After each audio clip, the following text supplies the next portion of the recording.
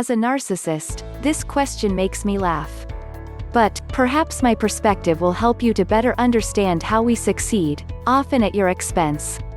A quick background on me. Throughout my childhood I won awards in many competitions, both sporting and intellectual, on local, state, and national levels. Never have I scored below the 98% percentile on any standardized test. Recently I graduated from a well-respected private university and now work in a large city at an elite financial institution with many others like me.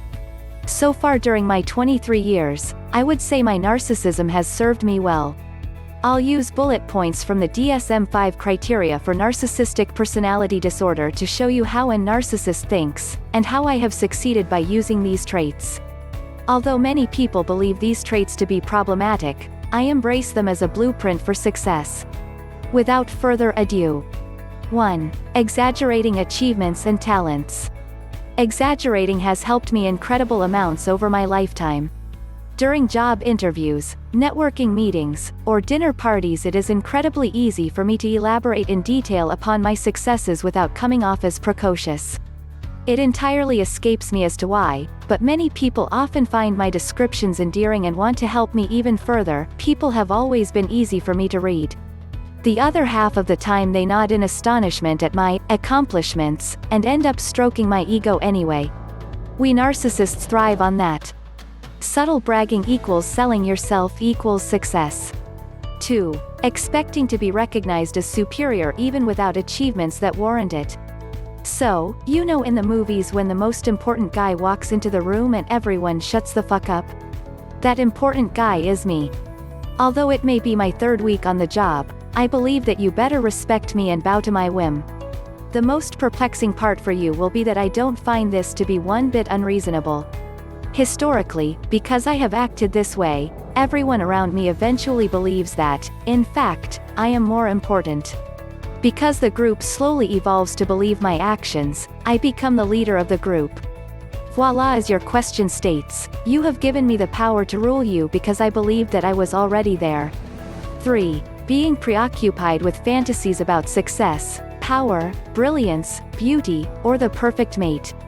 Until I started reading around on the internet and asking other people, I thought that everyone on the street, at home, in the shower, while falling asleep, while waking up, reading, writing, shitting, and eating, during every waking hour of the day was thinking about how they were going to conquer the world, be remembered into eternity, dominate everyone else, ensure utmost attractiveness to the opposite or same sex, and fantasize about a man-woman so perfect that a physical manifestation is literally impossible.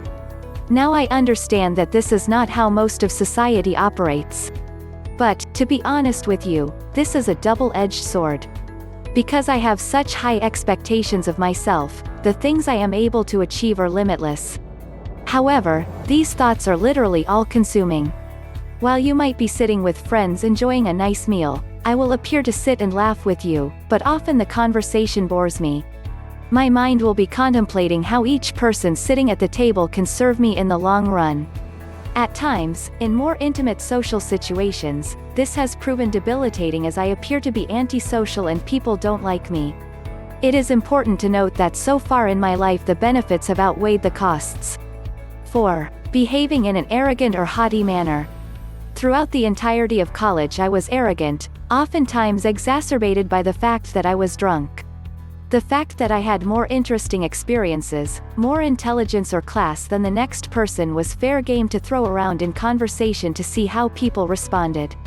This would often be in the form of bragging to anyone about things I either had, or hadn't done that I knew they would be impressed by.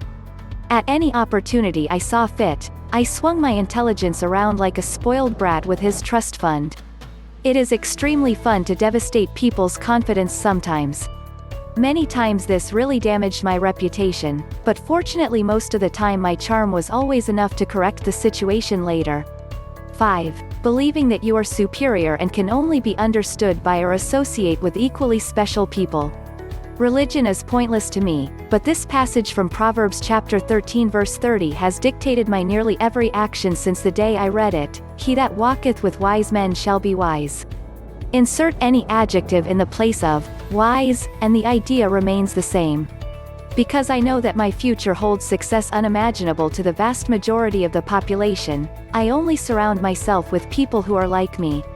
My mentors are only decamillionaires, my friends are others my age working at elite banks most of America has never heard of, and others are the intellectually superior who will most likely be the academics at the world's finest universities. Call it narcissism, or a wise way to live, your choice. 6. Requiring constant admiration. This one kind of sucks, but couldn't be more on point. If I am not recognized or feel appreciated almost daily, I become despondent and depressed. Thus, I work harder to get more done so that I can be further recognized and admired.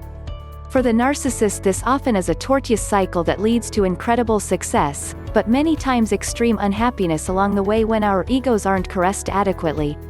7. Having a sense of entitlement. By now it should be fairly clear that I believe that the world owes me all of the money and power, even if I haven't worked for it yet. An important corollary here is that I don't give a damn that you feel bad because you don't have any. If you have a milkshake, and I have a milkshake, I will drink your milkshake. Entitlement as negative adjective was created by those who have none. Entitlement, like greed, is good. I deserve access to your milkshake before you have access to your own. 8. Taking advantage of others to get what you want. This is by far the most important quality of a narcissist. To address your question, my mind doesn't see people as people. Each person is a chess piece that is there to be moved around at my whim to satisfy my needs. However that happens, fine. On the surface, a narcissist has the same manipulative qualities as a psychopath, but the difference is that we rationalize each and every decision, whereas a psychopath merely manipulates because they can, with no rationalization at all. Because of this tendency, I have caused my father to break up with not one, but two of his fiancées, because I didn't like them. My opinion on what would be good for him is, in my mind, better than the decision he would have made for himself. This is how a narcissist thinks. Narcissists manipulate because we can, and rationalize that we are doing the right thing because our opinions are superior to everyone else's. We are entitled, perhaps a bit delusional, but often very successful because we can read and subsequently use people like you to our advantage. Now upvote my response to stroke my ego. After all, that is why I wrote this answer.